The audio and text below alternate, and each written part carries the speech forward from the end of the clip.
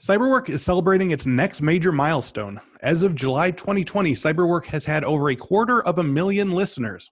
We're so grateful to all of you that have watched the videos on our YouTube page, commented on live release feeds, left ratings and reviews on your favorite podcast platform, redeemed bonus offers, or just listened in the comfort of your own home. Thank you to all of you. Because our listenership is growing so quickly and because Cyberwork has big plans for the second half of 2020 and beyond, we want to make sure that we're giving you what you want to hear. That's right, we want to hear specifically from you. So please go to www.infosecinstitute.com/survey. That's www and the numeral 2, www.infosecinstitute.com/survey. The survey is just a few questions and it won't take you that long, but it will really help us to know where you are in your cybersecurity career and what topics and types of information you enjoy hearing on this podcast. Again, that's www.infosecinstitute.com/survey. Please respond today, and you could be entered to win a $100 Amazon gift card. That's www.infosecinstitute.com/survey. Thanks once again for listening, and now on with the show.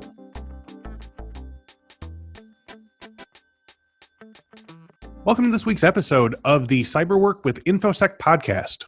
Each week, I sit down with a different industry thought leader, and we discuss the latest cybersecurity trends, how those trends are affecting the work of Infosec professionals, while offering tips for those trying to break in or move up the ladder in the cybersecurity industry. As you heard at the promo at the top of the show, Infosec Skills is going to be a big part of our educational offering for 2020 and beyond. Infosec Skills is an interactive learning platform that boasts 500-plus cybersecurity courses featuring cloud-hosted cyber ranges, hands-on projects, customizable certification practice exams, skills assessments, and more. Apart from all of his other educational and technical achievements, Geoffrey Hill has written one of our Infosec Skills paths about threat modeling. For those new to the concept, threat modeling is a process to identify security weaknesses in software design and architecture. It's a very good course of study and career path if you're interested in aspects of cybersecurity that don't specifically have to involve the nuts and bolts hands-on interaction with hackers and threats. You're essentially packing safety into standards operations up front. Or maybe I've just completely misrepresented it. If so, Geoffrey is going to educate me as well as you. Geoffrey Hill has been in the IT industry since 1990, where he wrote and sold C++-based solutions to measure risk in the commodities market in New York City. Since then, he has worked around the world, specifically New York, Sydney, Tokyo, Emmerich-am-Rhein and London. In the mid-2000s, he was the main custodian of the Microsoft Security Development Lifecycle initiative in the UK, and then International Services Organization as part of the Microsoft Security Center of Excellence, SCOE. From 2013 to 2018, he worked as the sole application security architect for Visa Europe in London, where he started at Tutamantic Ltd, a producer of software risk automation. Geoff is the inventor of the rapid threat model prototyping methodology. Oh, he's the inventor, not the investor. I'm also the main investor on that, too. Yeah, so you're not only the president, you're also a client. Exactly. Show me a shaver. This threat model methodology allows for quick modeling in Agile and DevOps environments. So, Geoffrey, thank you for coming to Cyberwork today. Thank you. Thank you. So to start with, when and how did you first get interested in cybersecurity and tech? Is this sort of always part of your life, or did you come to it later on in your career? I think when I was probably about 11 or 12 years old and I realized I couldn't be a lawyer, then I got my first, thank God for that, yes. Yeah, sure. I got my first computer back around then. It was a TRS-80, and I was fascinated by it. Mm-hmm. They froze all the time. If you looked at them, they froze. Yeah. But when you could create a program, and you could create these things out of nothing, out of lines of code and everything like that, absolutely fascinated. So that got me into development. And then from there, it was a pretty easy jump to get into cybersecurity because the idea was like, well, how do I go about protecting this against people who want to be like me? Right. Who want to get into things. Want to be a prankster. Yeah, exactly. Exactly. Back in those days, it was pranking. So. Yeah, I feel like, it is hard to overstate how the TRS-80 was just such a game changer in that regard. Like, it was relatively inexpensive. It was everywhere. Yep. I remember our fifth grade class had, a TRS-80 in the back of the room. And same thing, we would program for X equals 1 to 5,000 and then make a noise. And so like midway into class, you get a, like 15 minutes after recess was over. Yeah, exactly. But yeah, I mean, that was such a great gateway in terms of like, yeah, you can do anything from there. Yeah, exactly. I mean, the graphics are horrible, but sure. Sound is horrible. Graphics are horrible. And you said, you said, it froze at a heartbeat.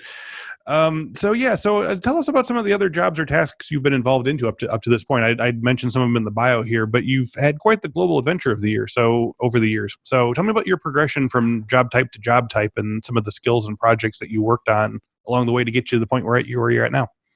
A lot of it fell into my lap. So when I was working on the commodities floor, I desperately wanted to work on the commodities floor again after being influenced by the movie Trading Places. I got onto the commodities floor and I was there. And then people were on these sheets. They had these sheets that somebody had made out about figuring out the fair value of options. And I thought, how can I do that? Well, I didn't know how to program, so I taught myself how to program, and then I started selling sheets. That kind of thing. And things, I just kind of fell into things in the early part a lot of times. And then eventually it became one point where some guy came walking onto the floor, and this is back in, I think, late 80s, early 90s, and he had a cell phone. It's a mobile phone with a big wand at the end. I said, how do you get one of those? And he said, you got to earn at least 80 grand a year. And I thought, well, how do I do that?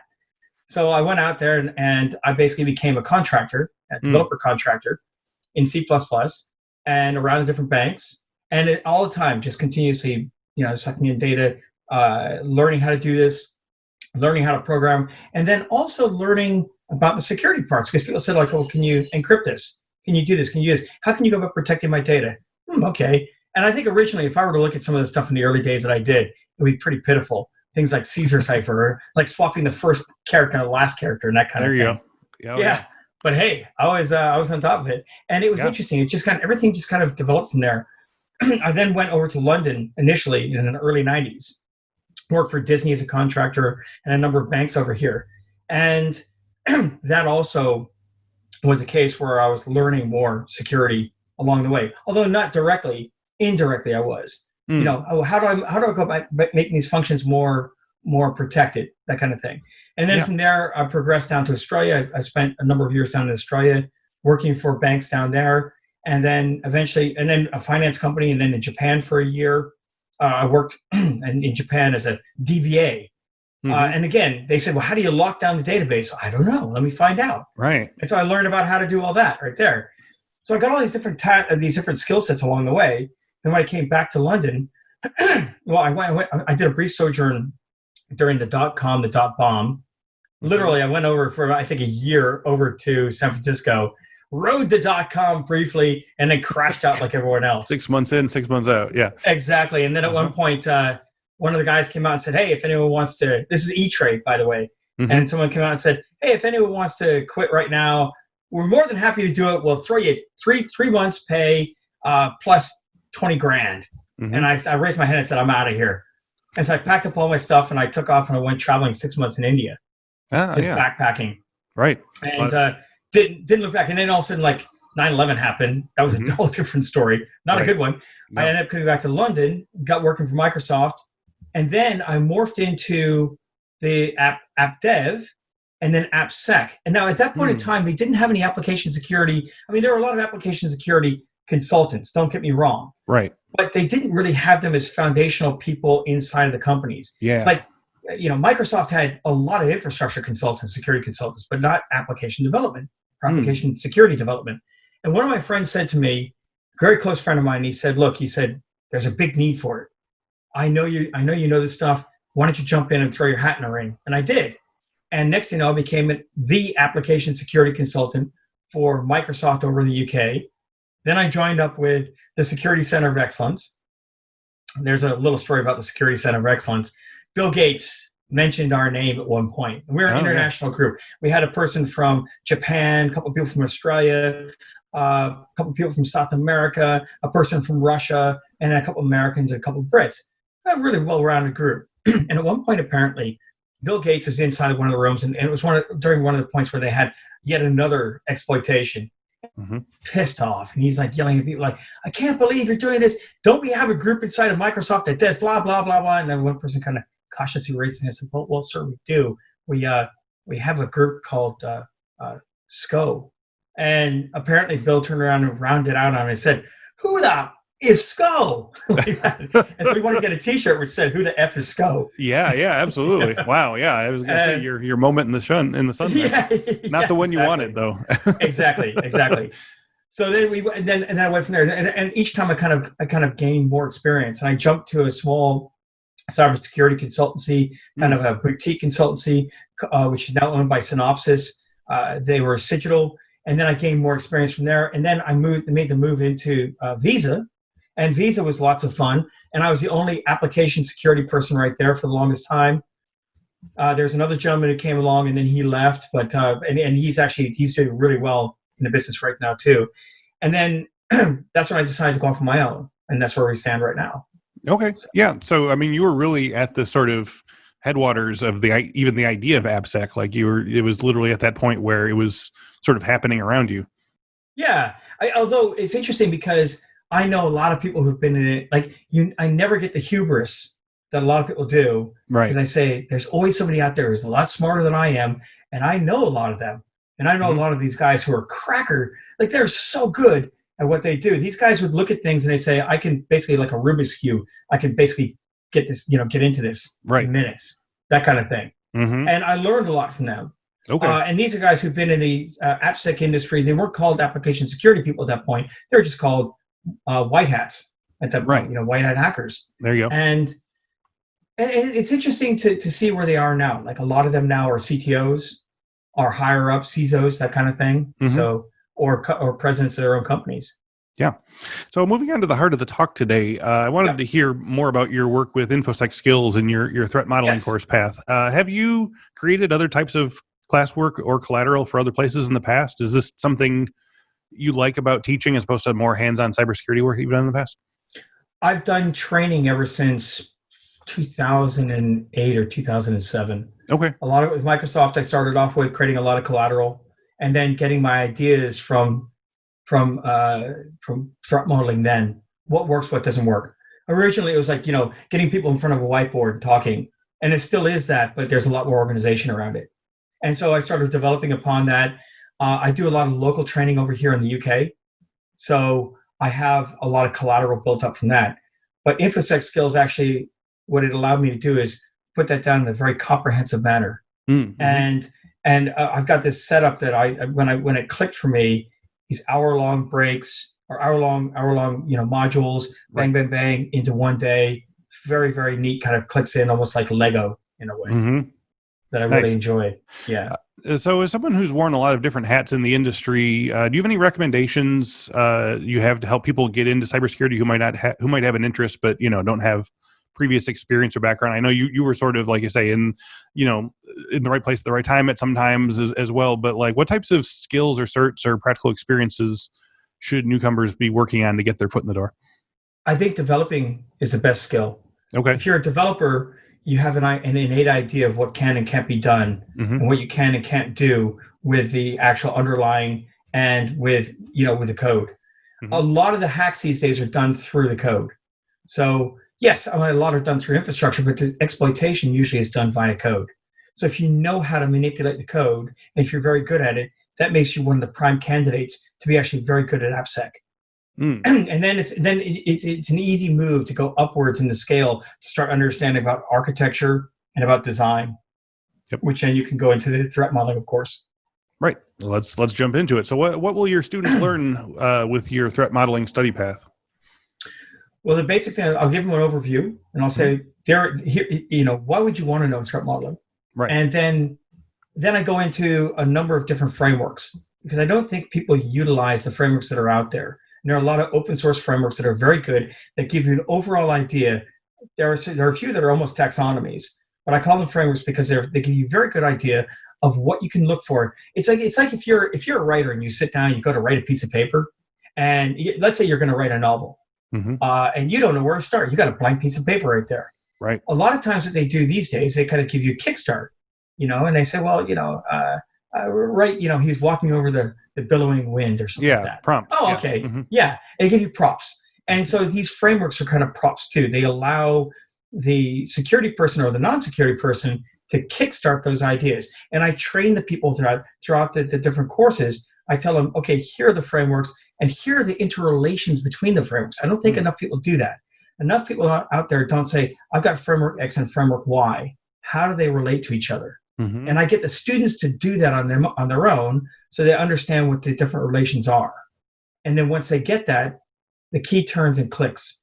And they say, oh, I get it. Now I can start mapping these frameworks between each other.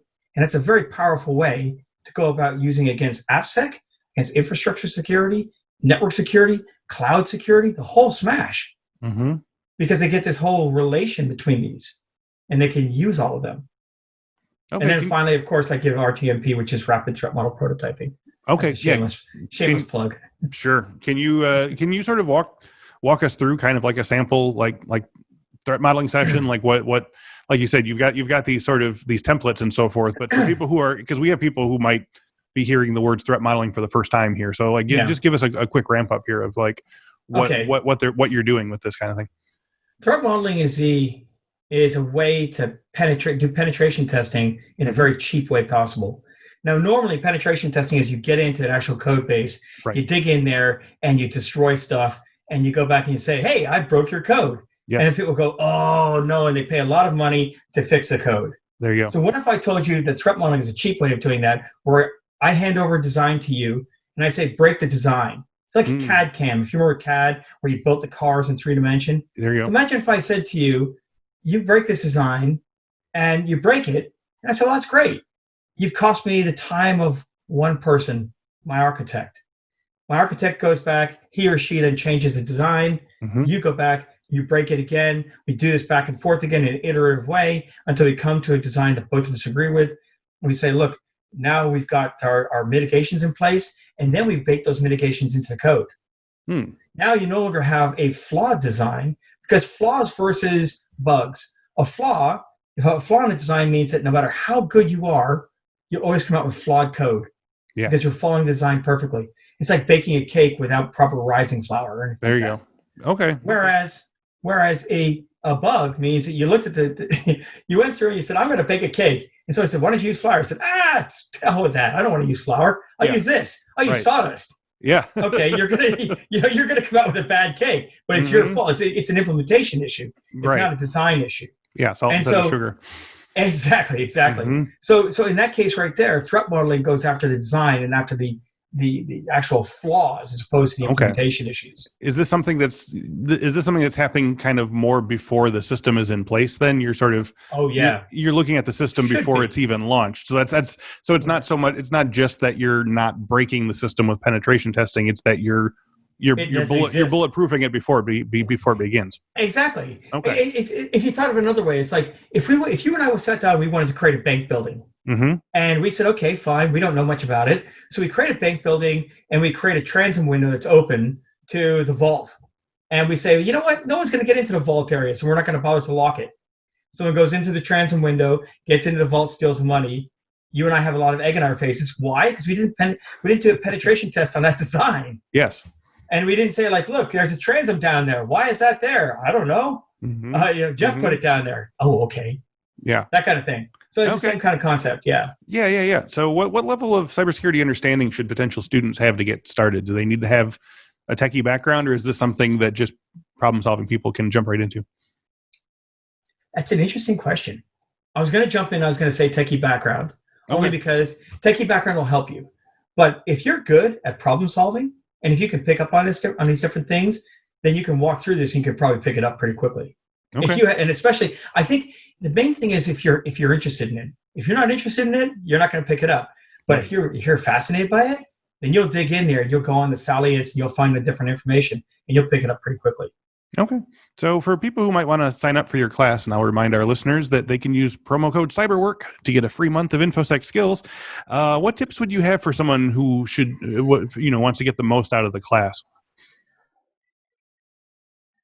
In preparation, I'd say probably read about some of the threat modeling stuff out there. There's a lot of blog articles and everything like that, and there are a lot of knowledgeable people out there. Read, and also maybe if you want to understand what rapid software prototyping is all about, because and have a background in Agile and DevOps. So Agile is a big way. It's been brewing for a while, so it's over 10 years old, but it's a way of rapidly producing code. And most people are going over to Agile shops right now. Most of the smaller development shops, and a lot of the bigger ones are moving over to that, because as people move into the cloud, they're trying to move faster with their development paradigms. And so DevOps, development operations, very fast moving, continuous integration, continuous deployment, agile methodology, very quick sprints, very quick development sprints and everything like that. Right. Those are the things that they should understand as they come into this. If they have a good understanding of that, okay, and they have a ground base of security, you're good to go. Okay. You know?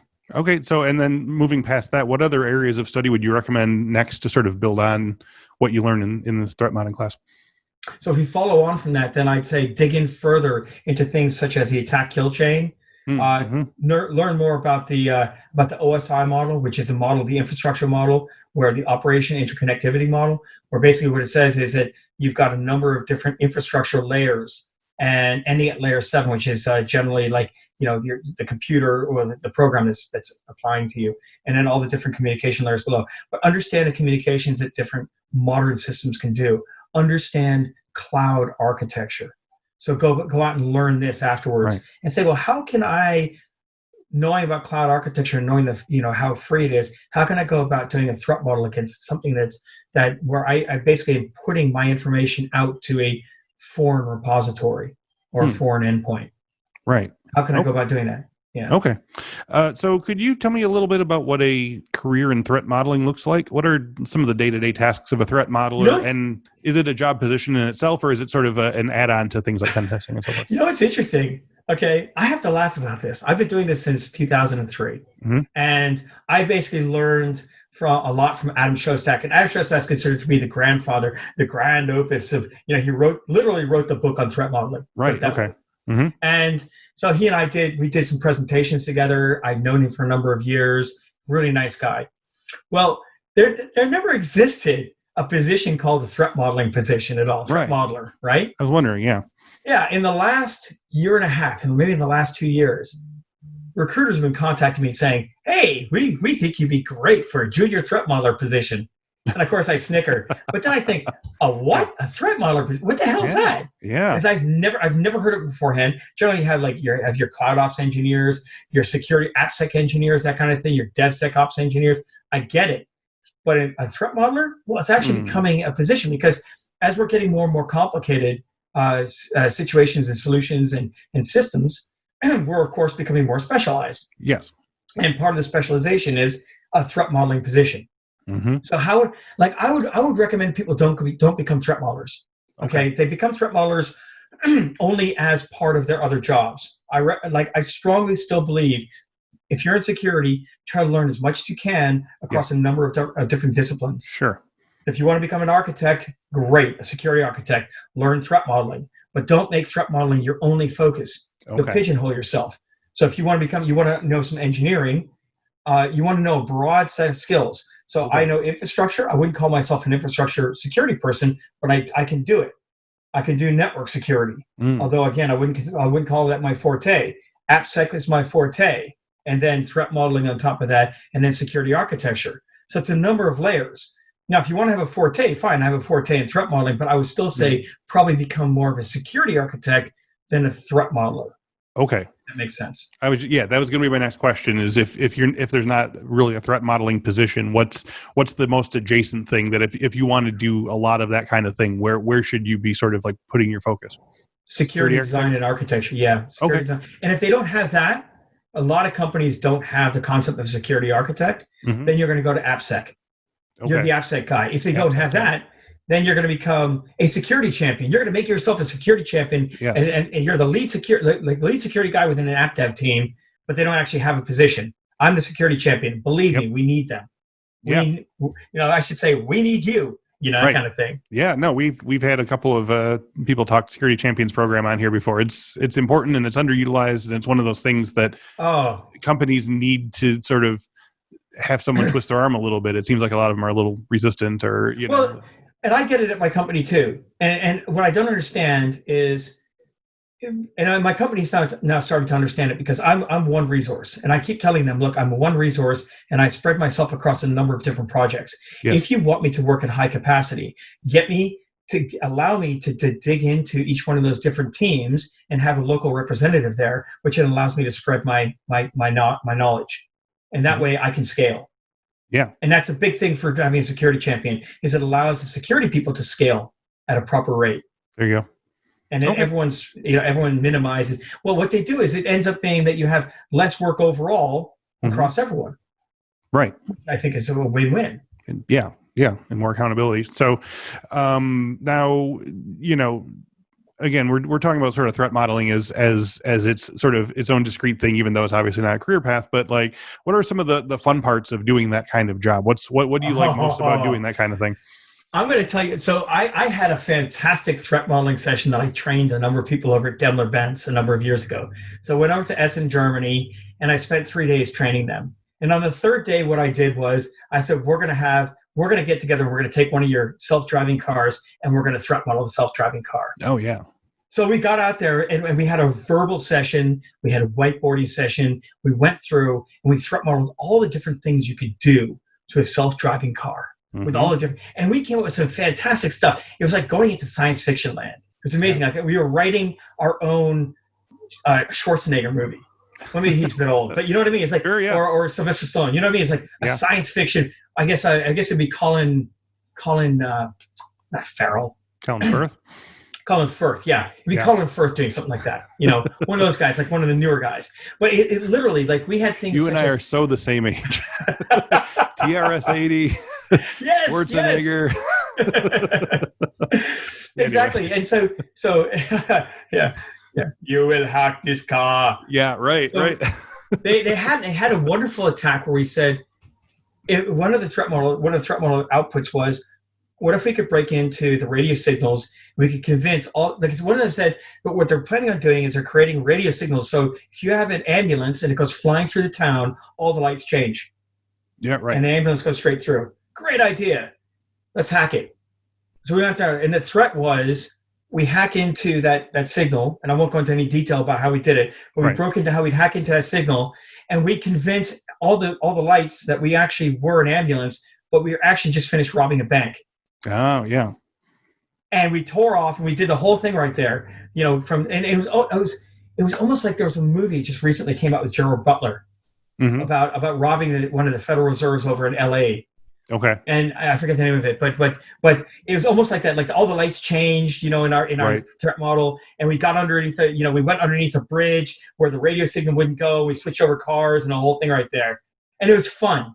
But it showed them the power of threat modeling in that sense right there. I mean, granted, there are a lot of more mundane ones. You're going in and you're doing stuff like there are a number of different companies. I can't tell. There's a lot of insurance companies and finance companies, but they're still interesting because what they do is, what I love seeing is I love seeing people's eyes light up. Yeah. When we go through and I say whiteboard it. Okay, walk me through this.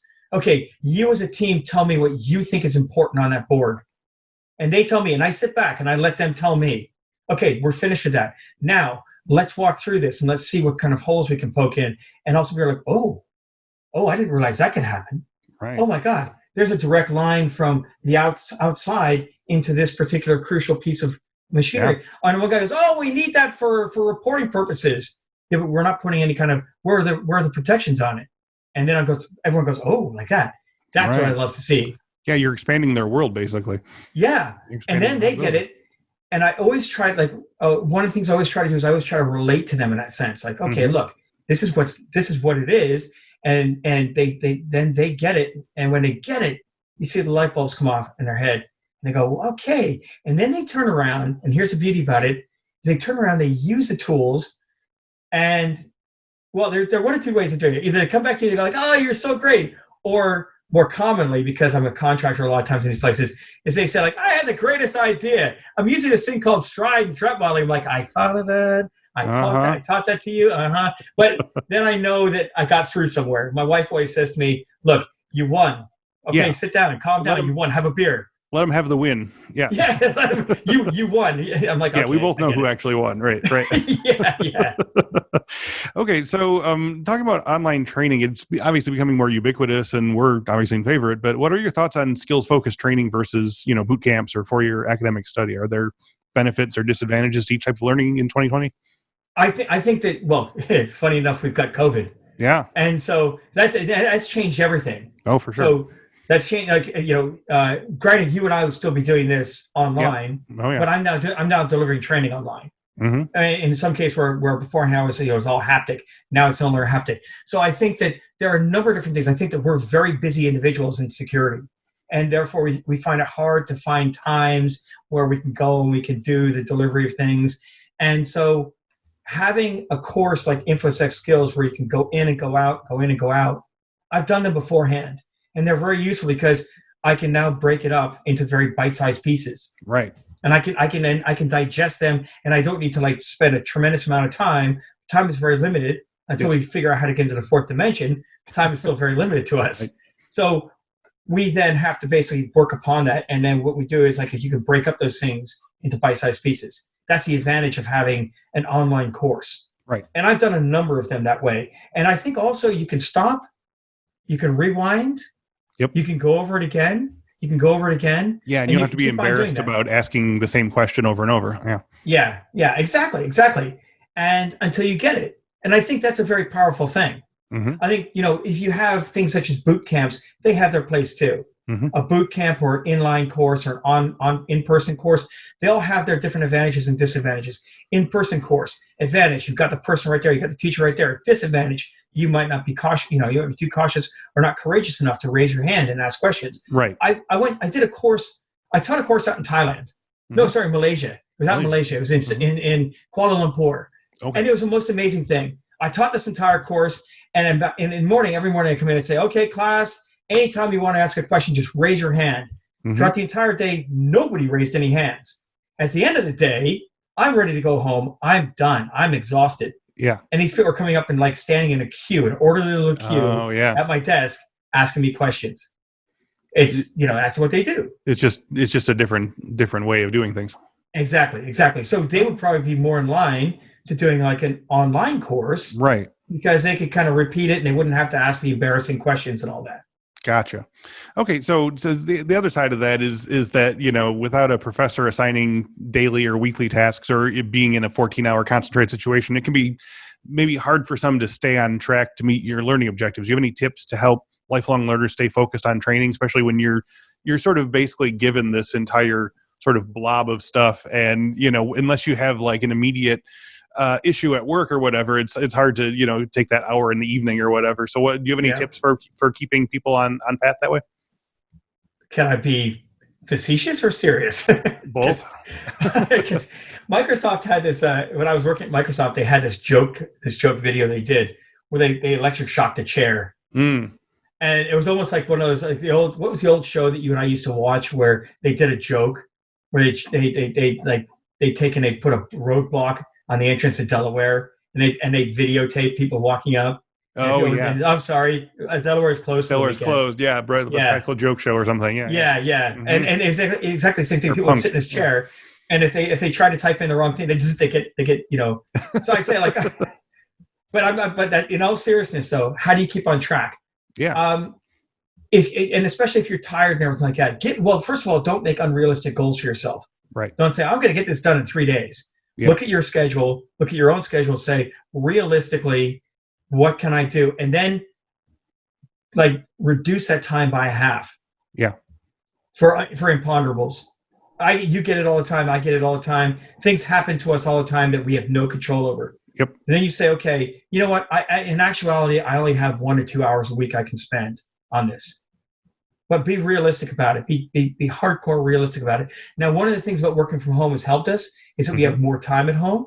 Yep. So we don't have the commute time. The downside seems to be that our companies aren't putting explicit pressure on us, but we're putting implicit pressure on ourselves to not be seen as being slackers. So we're working longer hours.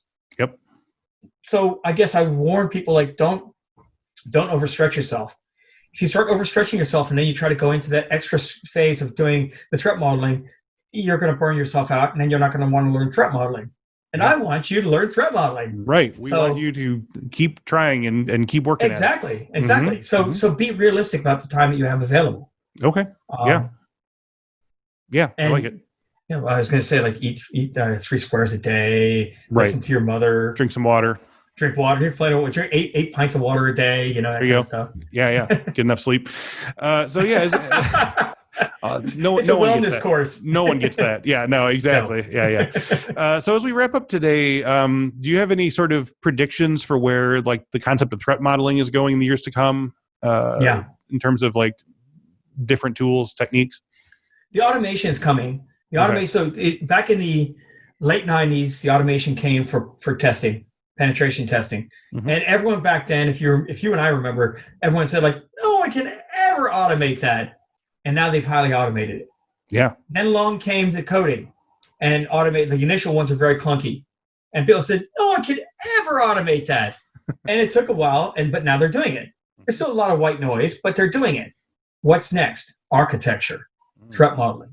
Now there are a lot of tools out there that it's a busy landscape, though not overwhelmed yet. And a lot of the different tools took the approach of, we're going to create the modeling tool and you're going to come to us and you're going to use our modeling tool. And then they built all these tools before the advent of continuous integration, continuous deployment, and DevOps. And now all of a sudden they're realizing they're caught out because their tools are taking too long. So the next step is to automate that process. So what I see happening in the future with threat modeling is that you'll have a point in time where people are going to start to, almost like CAD, they're going to start designing a lot of these networks. Yeah. When they design these networks, they're going to automatically create the code and create everything. And they're doing that right now. It's called Terraform. Terraform is literally infrastructure and networking as code. Right. So you put this all out there, and there are other forms, cloud formation and everything like that. So what you do is you put all that out there. Now, what I'm seeing in the future of threat modeling is that the threat model metadata gets put into that. Okay. So when they run it through, they're running tests against it. And they're checking to see if that Terraform architecture, which doesn't actually exist, has any holes in it. Or if, on the other hand, the software architecture, same way, has any holes in it, because they're going to do that, and it's going to be all automated all the way through. And you're going to have pinpoints where human beings come in and say, like, oh, yeah, we're going to change this, change that. But for a large part, a lot of it's going to become automated, where point A and point B are just going to be passing information between each other, and it's all behind the scenes. And that's where I see threat modeling happening. Okay, now that brings up another question. Everyone always sort of worries about their job getting automated out of existence. Do you feel like there's still going to be a human element to threat modeling and sort of, what is the thing that we bring that a machine can't do? Yeah, have you ever heard of the term, how's it go? To err is human, to really foul up requires a computer? Yes. Yeah. Oh, yeah. So everywhere I look, they said at one point that factories would come in and would automate people out of code development, that the factories would develop the code. But what it is, we're just moving to a higher plane. Yes. So human beings are now creating the factories. Right. And now they can actually build in the flaws. Because if a human being screws up and builds in a flaw in the factory will build out flawed code all over the place. And so it moves one higher level.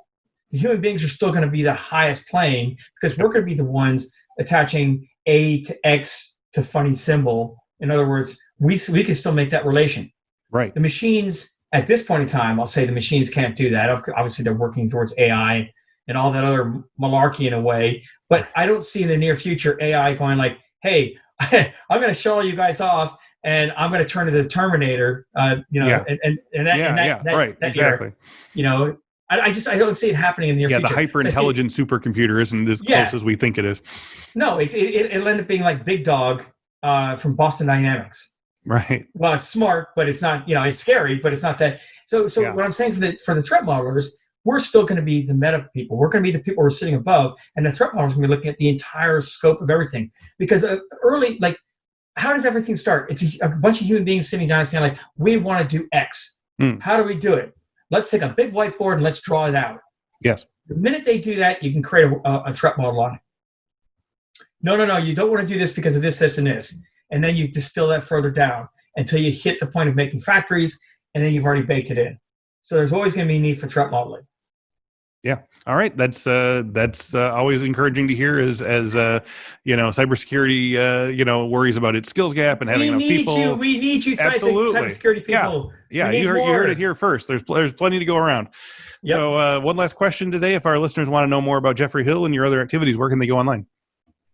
I would say initially you can go to LinkedIn or to Twitter. Tutamantic underscore sec. I'm fairly active on Twitter.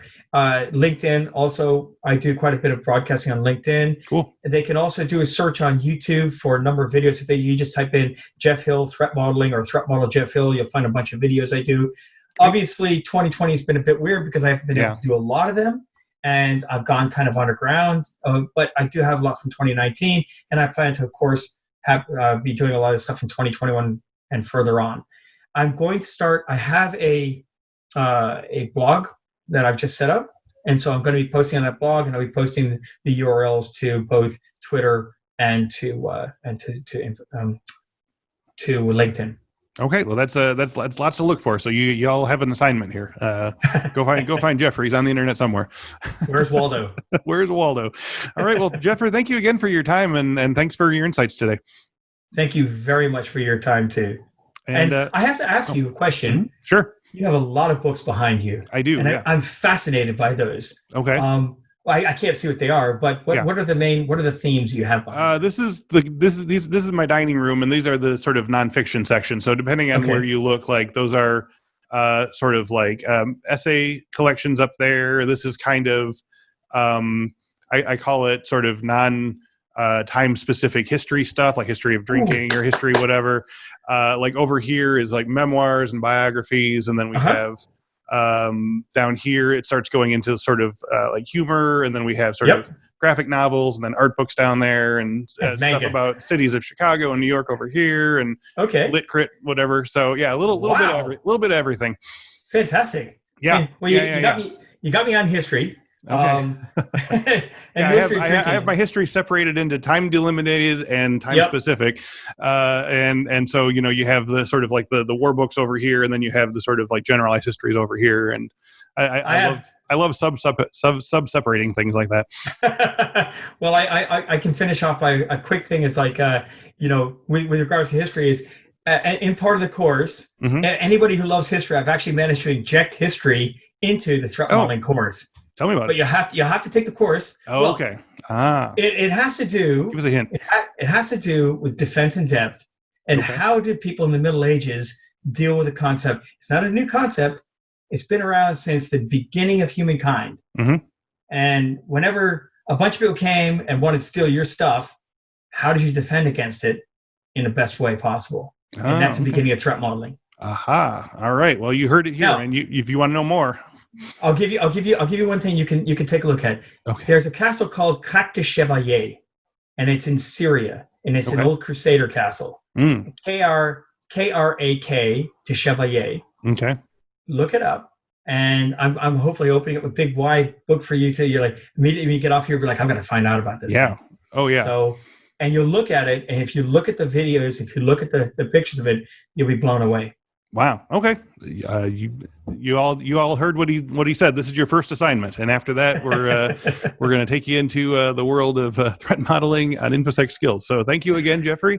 Thank you very much, and thank you all for listening and watching today. If you enjoyed today's video, you can find many more on our YouTube page. Just go to youtube.com and type in "Cyberwork with Infosec." Check out our collection of tutorials, interviews, and past webinars. If you'd rather have us in your ears during your workday, all of our videos are also available as audio podcasts. Just search Cyberwork with Infosec in your podcast catcher of choice. And we really been appreciating the ratings and reviews you've been giving, so please keep it up. I really like it. For a free month of the Infosec Skills platform discussed in today's show, and for an opportunity to try out Geoffrey's threat modeling course for yourself, just go to infosecinstitute.com/skills and sign up for an account. In the coupon line, type Cyberwork, all one word, all small letters, no spaces, and get your free month. Thank you once again to Geoffrey Hill, and thank you all for watching and listening. We will speak to you next week.